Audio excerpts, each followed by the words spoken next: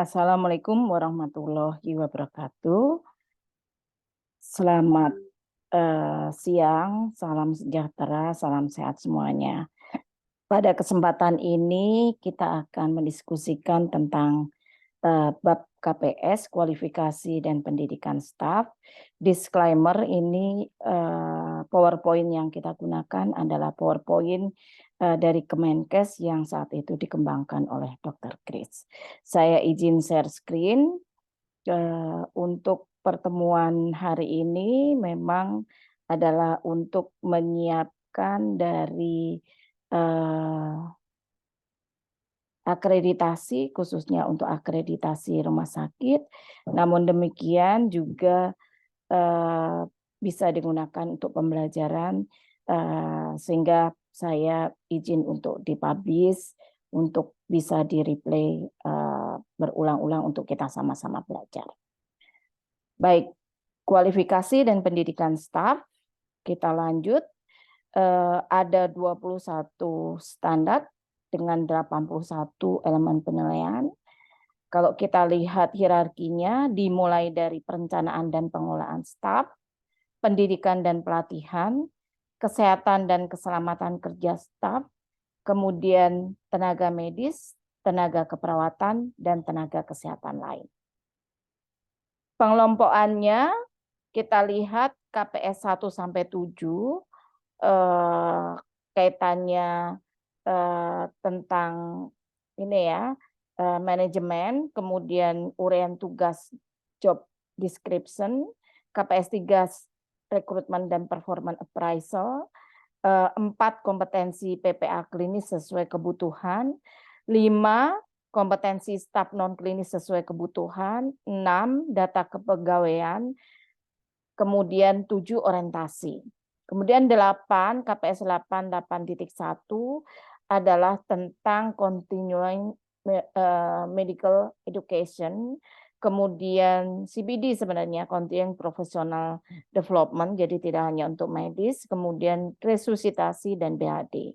KPS 9 tentang kesehatan dan keselamatan kerja staf, KPS 10 sampai 13 ini tentang medis, yaitu kredensial staf medis, 10.1 verifikasi dokumen staf medis, 11 kewenangan klinis staf medis, 12 OPPE dokter, 13 rekredensial tiap tahun. Kemudian 14 sampai 16 adalah tentang keperawatan, yaitu 14 kredensial tenaga perawat, kemudian 15 penugasan klinis tenaga perawat, 16 adalah penilaian kinerja tenaga perawat.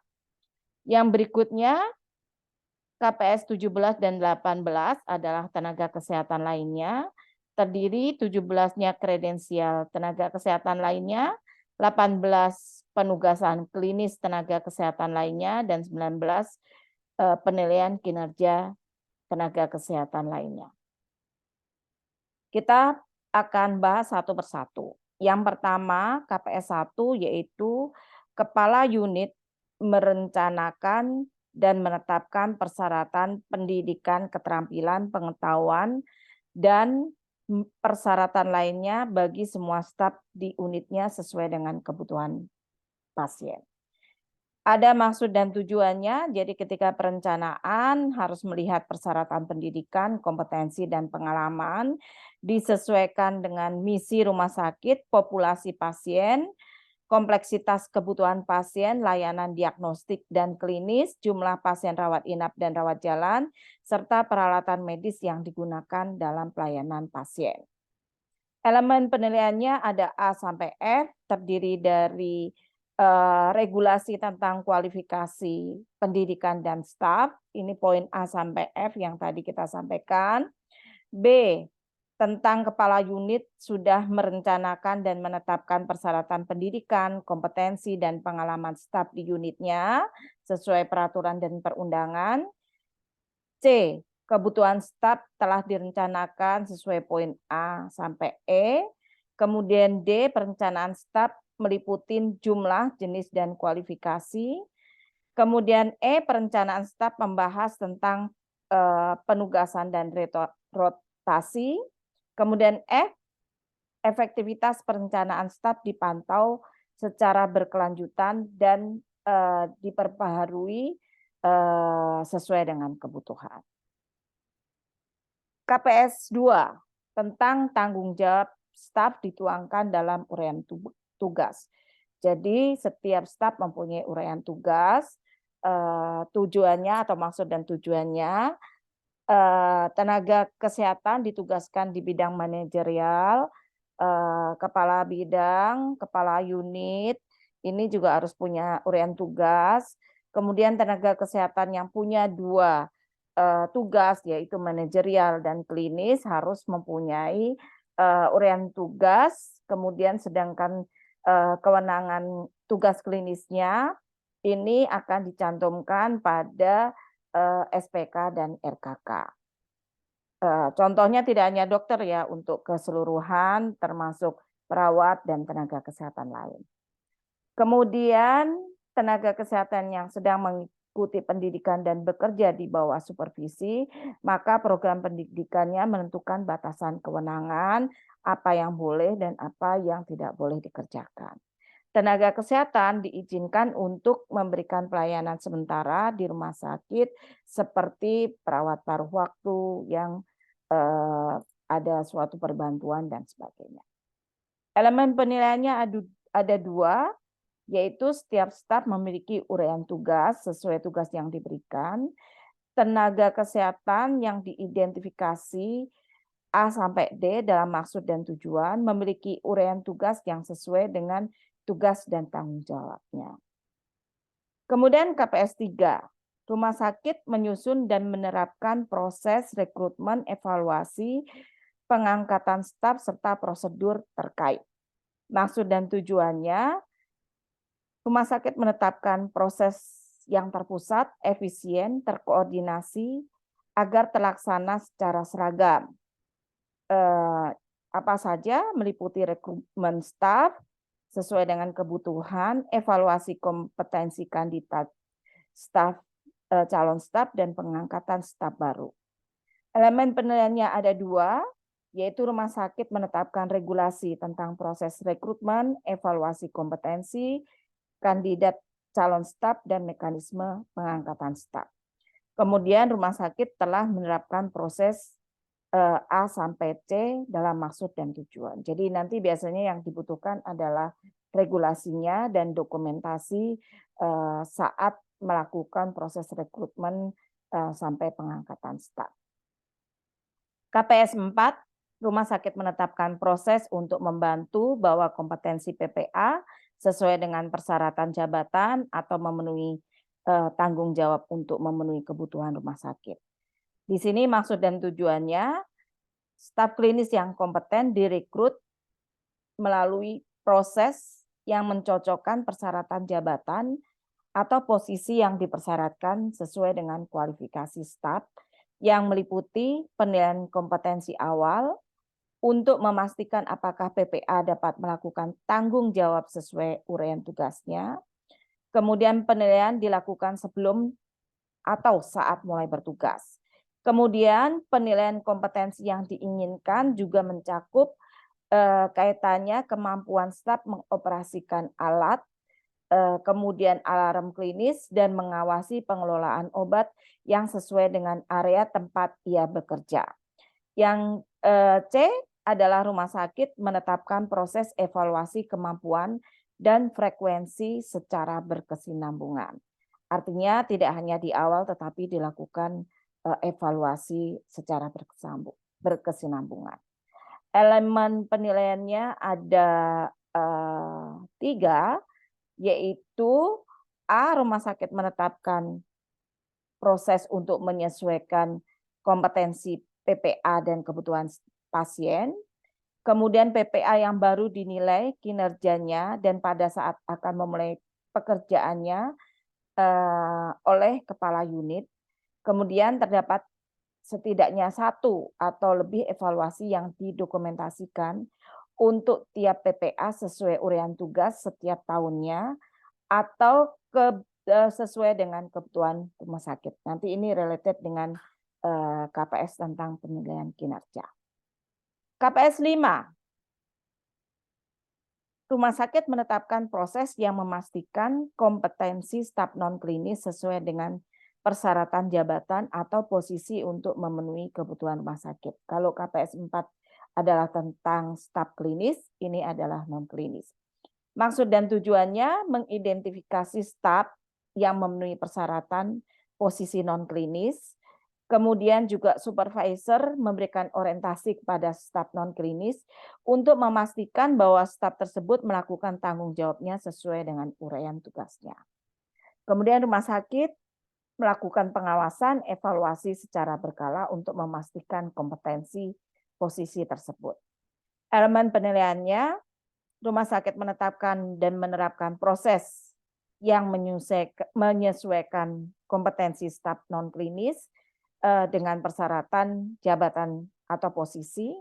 Kemudian staf non-klinis baru dinilai kinerjanya saat akan mulai pekerjaan.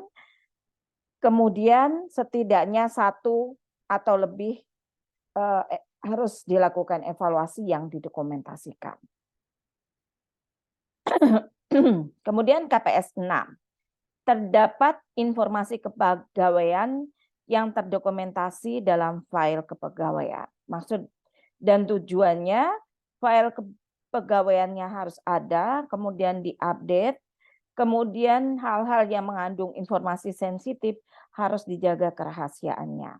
Meliputi apa saja? Pendidikan, kualifikasi, keterampilan, kompetensi, bukti orientasi, uraian tugas, riwayat pekerjaan, penilaian kinerja, salinan sertifikat pelatihan baik di dalam maupun di luar, kemudian informasi kesehatan seperti imunisasi, hasil medical check up, dan seterusnya.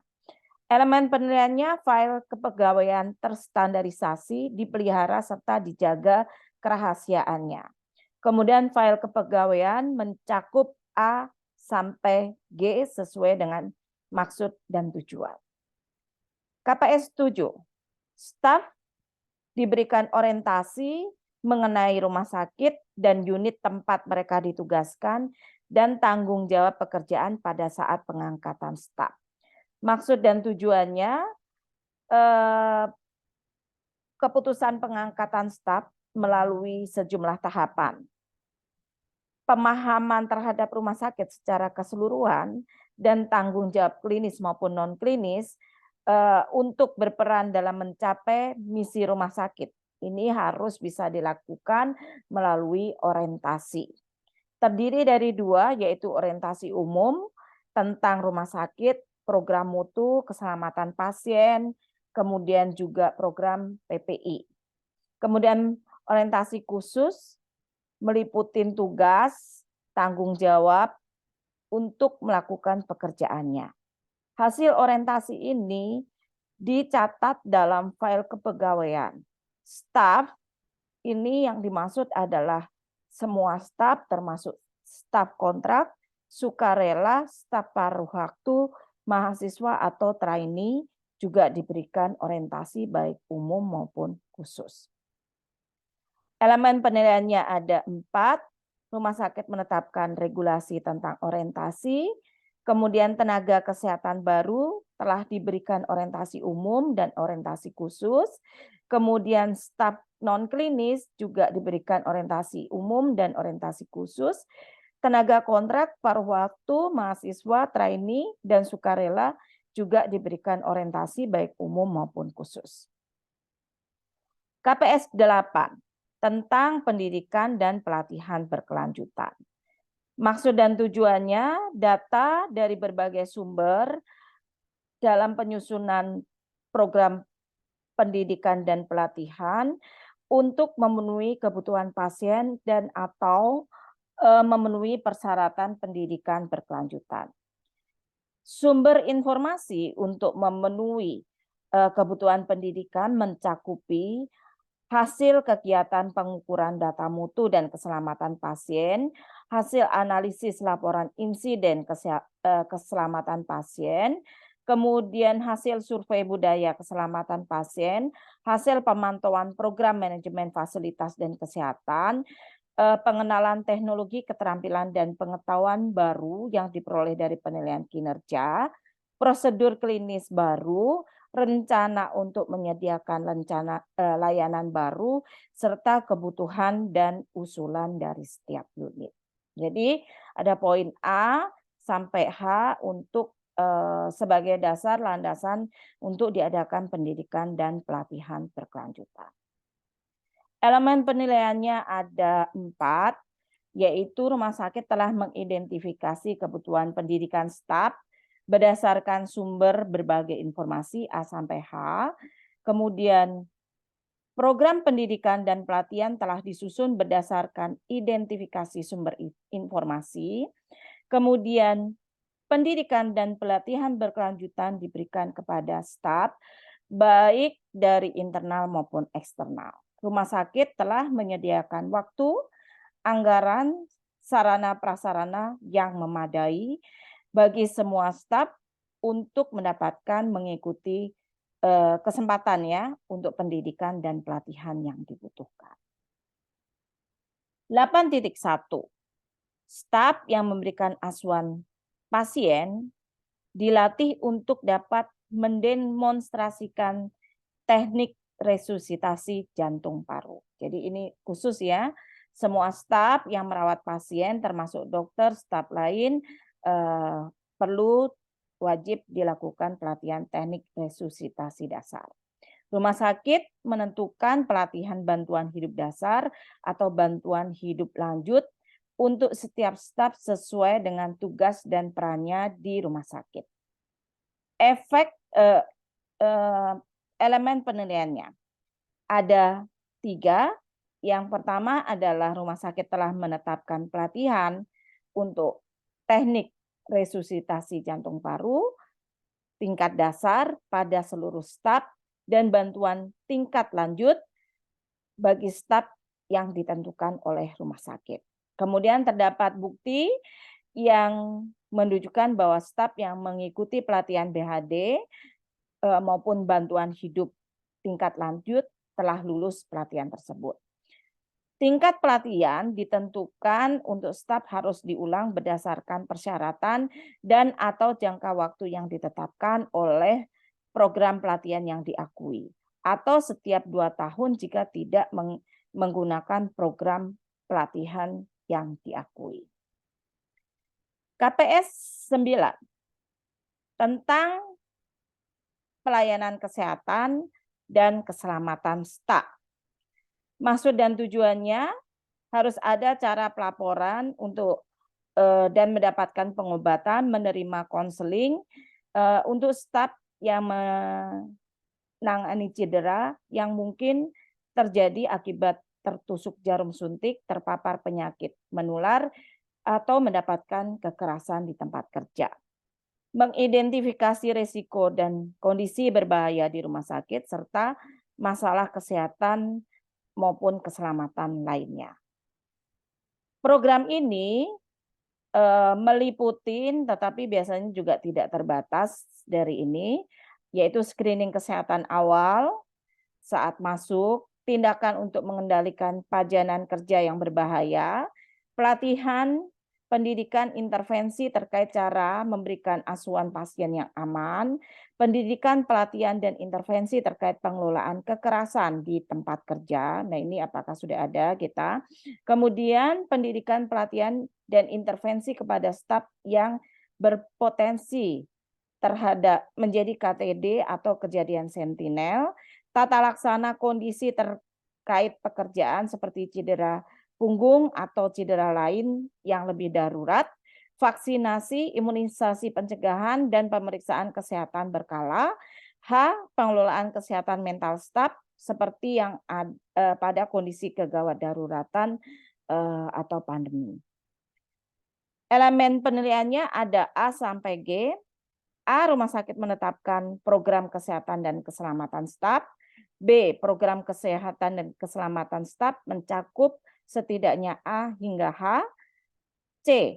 Rumah sakit mengidentifikasi penularan penyakit infeksi atau paparan yang dapat terjadi pada staf serta melakukan pencegahan dengan vaksinasi. Apakah seperti vaksinasi ini ya, hepatitis dan seterusnya. Kemudian berdasar atas epidemiologi penyakit infeksi, maka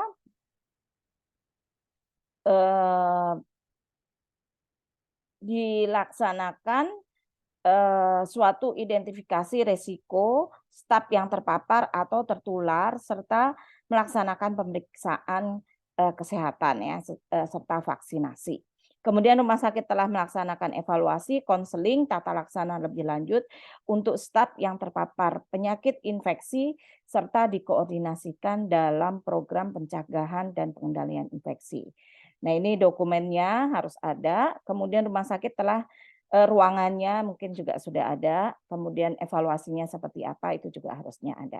Rumah sakit telah mengidentifikasi area yang berpotensi untuk terjadi tindakan kekerasan di tempat kerja dan menerapkan upaya untuk mengurangi risiko tersebut. Dan rumah sakit telah melakukan evaluasi konseling tata laksana lebih lanjut untuk staf yang mengalami cedera akibat tindakan kekerasan di tempat kerja. KPS 10 ini adalah tentang kredensial tenaga medis.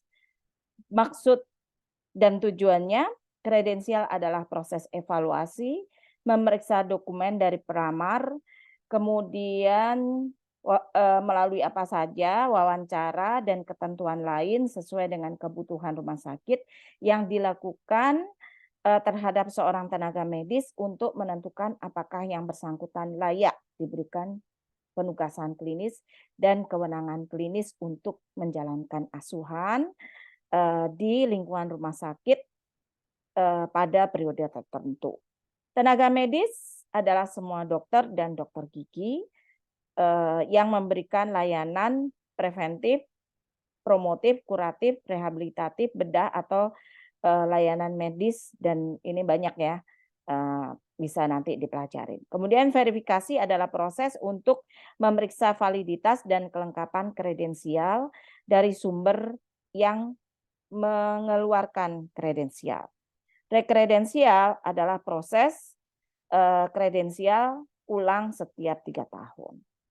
KPS masih lanjutannya, maksud dan tujuan pengangkatan dan penugasan adalah proses peninjauan kredensial awal pelamar untuk memutuskan apakah orang tersebut memenuhi syarat untuk memberikan pelayanan yang dibutuhkan pasien di rumah sakit dan mendukung rumah sakit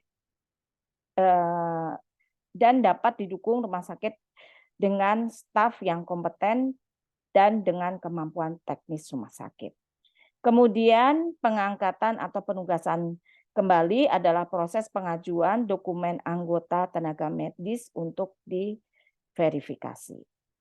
Elemen penilaiannya, A. Rumah sakit telah menetapkan medical staff bylaws untuk proses penerimaan kredensial, penilaian kinerja, dan rekredensial tenaga medis. Rumah sakit telah melaksanakan proses kredensial, pemberian kewenangan klinis untuk pelayanan diagnostik, konsultasi, tata laksana yang diberikan oleh dokter praktek mandiri di rumah sakit secara seragam. Kemudian C, rumah sakit telah melaksanakan proses kredensial dan pemberian kewenangan klinis kepada dokter praktek mandiri dari luar rumah sakit seperti konsultasi kedokteran jarak jauh, radiologi jarak jauh, dan interpretasi untuk pemeriksaan diagnosis lain seperti EKG, EEG, EMG, dan pemeriksaan lainnya. Yang D, tenaga medis yang memberikan pelayanan di rumah sakit wajib menandatangani perjanjian sesuai dengan regulasi rumah sakit.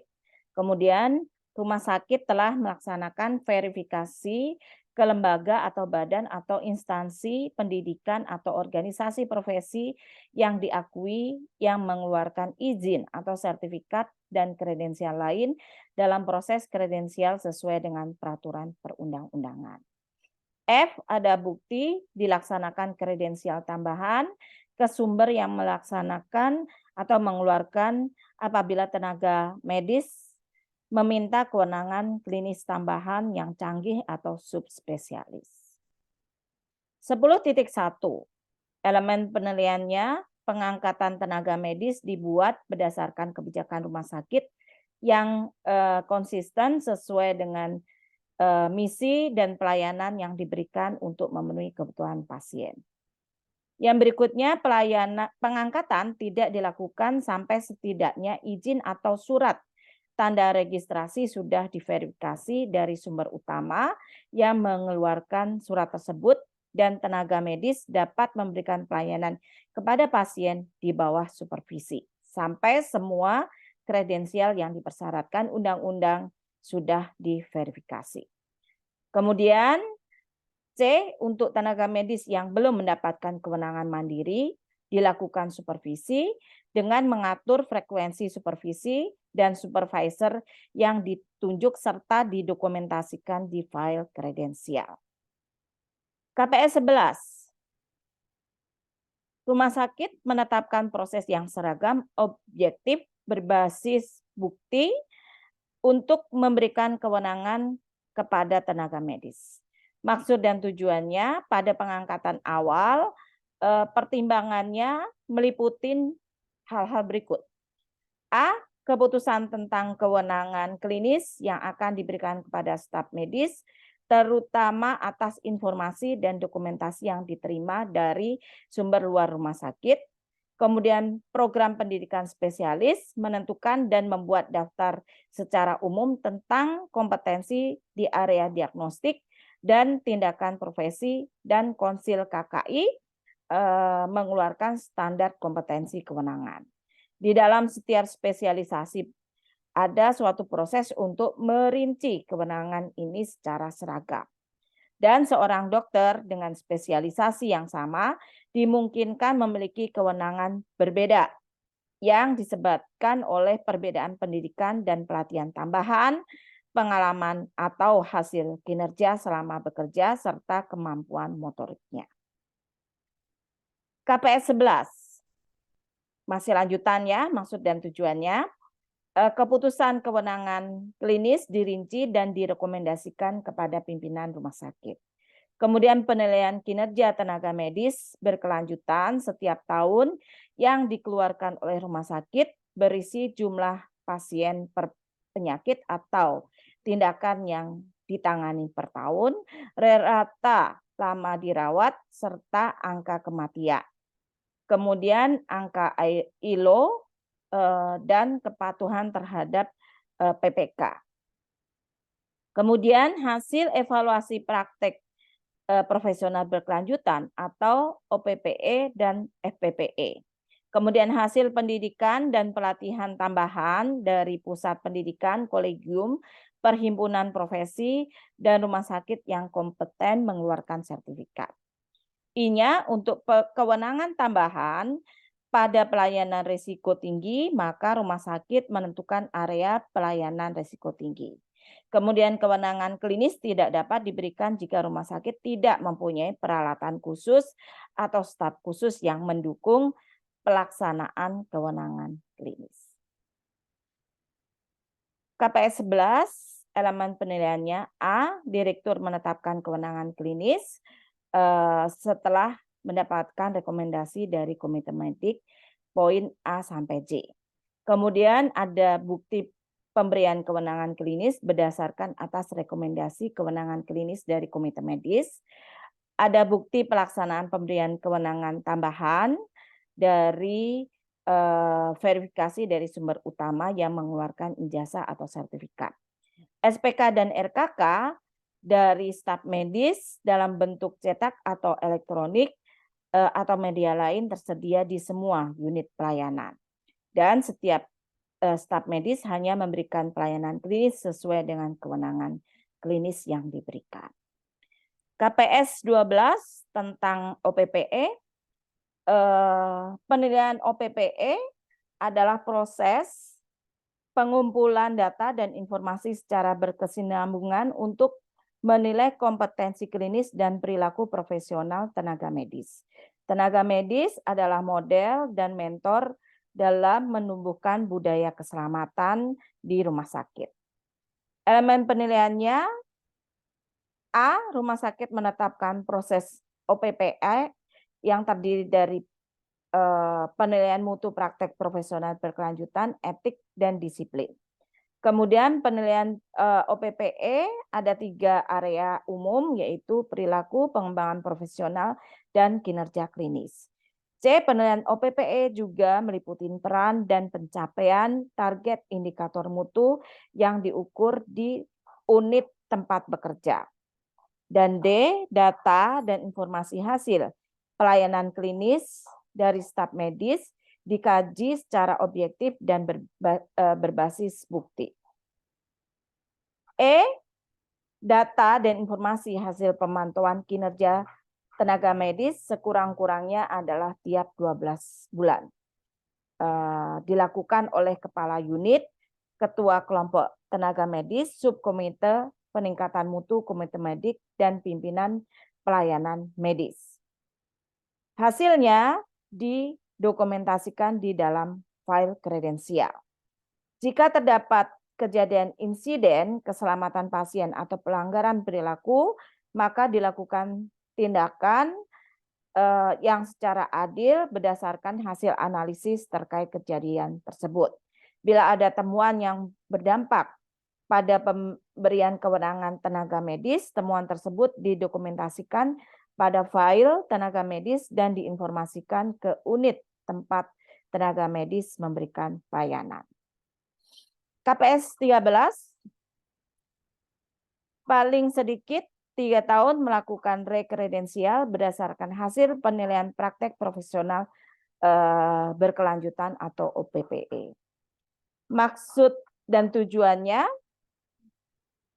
pertimbangan dalam pemberian kewenangan klinis saat rekredensial mencakup apakah tenaga medis dapat memberikan kewenangan tambahan berdasarkan pendidikan dan pelatihan lanjutan yang telah diverifikasi oleh badan atau lembaga atau institusi pendidikan. Kemudian kewenangan tenaga medis dapat dilanjutkan, dibatasi, dikurangin, atau dihentikan berdasarkan hasil OPPE, batasan kewenangan yang diberikan kepada staf oleh organisasi profesi, KKI, MKEK, kemudian NKDKI, atau badan resmi lainnya. Kemudian temuan rumah sakit dari analisis terhadap kejadian sentinel atau kejadian yang lainnya, status kesehatan medis, dan atau permintaan dari tenaga medis tersebut. KPS 13, elemen penilaiannya berdasarkan penilaian praktik profesional berkelanjutan tenaga medis menentukan sedikitnya setiap 3 tahun apakah kewenangan tersebut, kewenangan klinisnya dapat dilanjutkan dengan atau tanpa modifikasi. Ini berkurang maupun bertambah. Kemudian bukti terkini dalam berkas tiap tenaga medis untuk semua kredensial yang perlu diperbarui secara periodik. Dan yang terakhir, ada bukti pemberian kewenangan klinis tambahan didasarkan atas kredensial yang telah diverifikasi oleh badan, lembaga, institusi pendidikan sesuai dengan peraturan perundangan. Kita lanjut. KPS 14. Ini adalah tentang kredensial keperawatan. Rumah sakit memastikan bahwa tiap perawat kompeten dalam memberikan asuhan keperawatan baik mandiri, kolaborasi, delegasi, serta mandat secara aman dan efektif.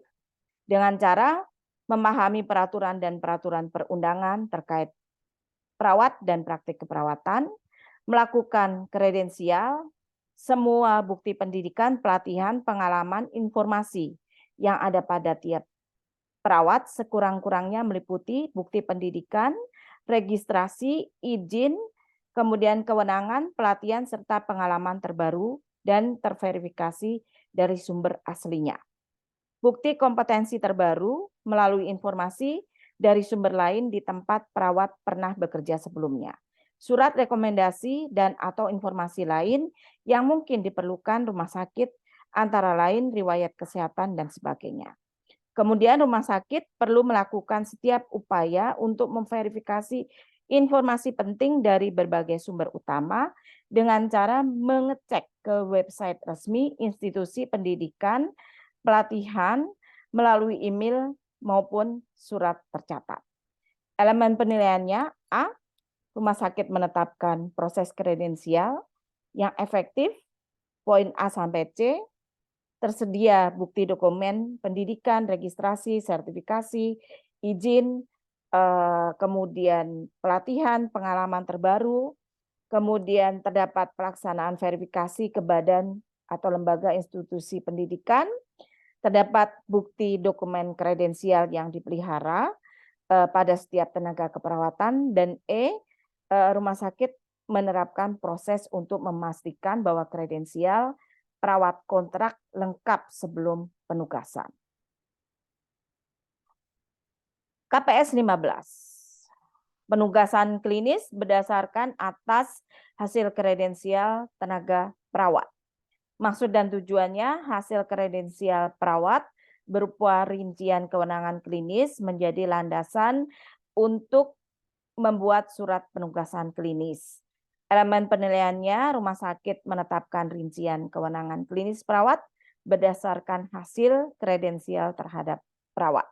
Kemudian rumah sakit telah menetapkan surat penugasan klinis tenaga perawat sesuai dengan peraturan perundangan. 16 tentang penilaian kinerja perawat, maksud dan tujuannya, peran klinis tenaga perawat sangat penting dalam pelayanan pasien sehingga mengharuskan perawat berperan secara proaktif dalam peningkatan mutu dan keselamatan pasien serta program manajemen risiko rumah sakit. Kemudian rumah sakit melakukan penilaian kinerja tenaga perawat secara periodik menggunakan format dan metode sesuai dengan ketentuan yang ditetapkan. Elemen penilaiannya, rumah sakit telah melakukan penilaian kinerja tenaga perawat secara periodik dengan format dan metode yang ditentukan. Penilaian kinerja tenaga perawat memenuhi uraian tugasnya dan perannya dalam pencapaian target indikator mutu yang diukur di unit tempat bekerja. Pimpinan rumah sakit dan kepala unit telah berlaku secara adil ketika ada temuan terkait peningkatan mutu, laporan insiden keselamatan pasien, dan manajemen risiko. Dan yang terakhir, rumah sakit telah mendokumentasikan hasil kajian tindakan yang diambil dari setiap dampak atas tanggung jawab pekerjaan perawat dan terdapat dalam filing kredensial perawat. KPS 17 tentang kredensial tenaga kesehatan. Maksud dan tujuannya, PPA dan staf klinis lainnya berkompeten memberikan asuhan yang aman dan efektif pada pasien sesuai dengan peraturan perundang-undangan. A, harus memahami peraturan dan perundang-undangan terkait tenaga kesehatan lainnya. B, mengumpulkan semua kredensial yang ada pada PPA lainnya dan staf klinis, sekurang-kurangnya bukti pendidikan, registrasi, izin, kewenangan, pelatihan, dan pengalaman terbaru, serta diverifikasi dari sumber aslinya. B, bukti kompetensi terbaru dari informasi dari sumber lainnya di tempat PPA lainnya dan staf klinis lainnya apakah pernah bekerja di tempat sebelumnya. Kemudian surat rekomendasi informasi lain yang mungkin diberlakukan rumah sakit antara lain riwayat kesehatan dan sebagainya. Melakukan proses verifikasi informasi penting dari berbagai sumber dengan jalan mengecek website resmi dari institusi pendidikan, pelatihan melalui email dan surat tercatat. Elemen penilaiannya, rumah sakit telah menetapkan dan menerapkan proses kredensial yang efektif terhadap tenaga kesehatan A sampai C, poinnya. Tersedia bukti dokumentasi pendidikan, registrasi, sertifikasi, izin, pelatihan, dan pengalaman pada file kepegawaian. Terdapat pelaksanaan verifikasi ke badan, lembaga, institusi penyelenggara pendidikan atau pelatihan yang seragam. Kemudian terdapat dokumen kredensial yang dipelihara dari setiap TPA. KPS 18 tentang tanggung jawab pekerjaan, penugasan klinis. Maksud dan tujuannya di sini rumah sakit memperkerjakan atau mengizinkan tenaga kesehatan lain untuk memberikan asuhan dan pelayanan kepada pasien untuk atau berpartisipasi dalam proses asuhan.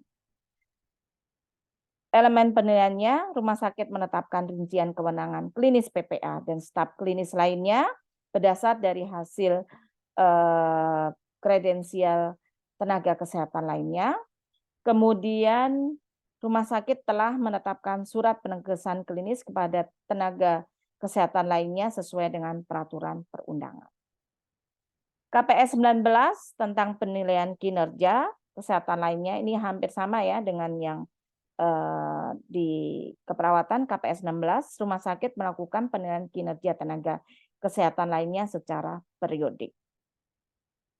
Elemen penilaiannya, rumah sakit melakukan penilaian kinerja tenaga kesehatan lainnya secara periodik menggunakan format dan metode sesuai ketentuan. Penilaian kinerja kesehatan lainnya meliputi pemenuhan uraian tugas dan perannya dalam mencapai target indikator mutu. Kemudian pimpinan rumah sakit dan kepala unit berlaku adil ketika ada temuan dari kegiatan pengelola peningkatan mutu, laporan insiden keselamatan pasien atau manajemen risiko. Dan yang terakhir, rumah sakit telah mendokumentasikan hasil kajian tindakan yang telah diambil dan setiap dampak atas tanggung jawab pekerjaan tenaga kesehatan dalam file kredensial tenaga kesehatan lainnya. Demikian 19 standar dan beserta elemennya pada bab kualifikasi dan pendidikan staf sudah kita pelajarin satu persatu. Nanti ini harus kita siapkan dari sisi regulasinya, kemudian juga dokumen, serta nanti ketika dilakukan telusur itu biasanya dilakukan juga suatu wawancara pada bidang atau unit yang memang terkait dari elemen penilaian. Terima kasih, saya tutup. Wassalamualaikum warahmatullahi wabarakatuh.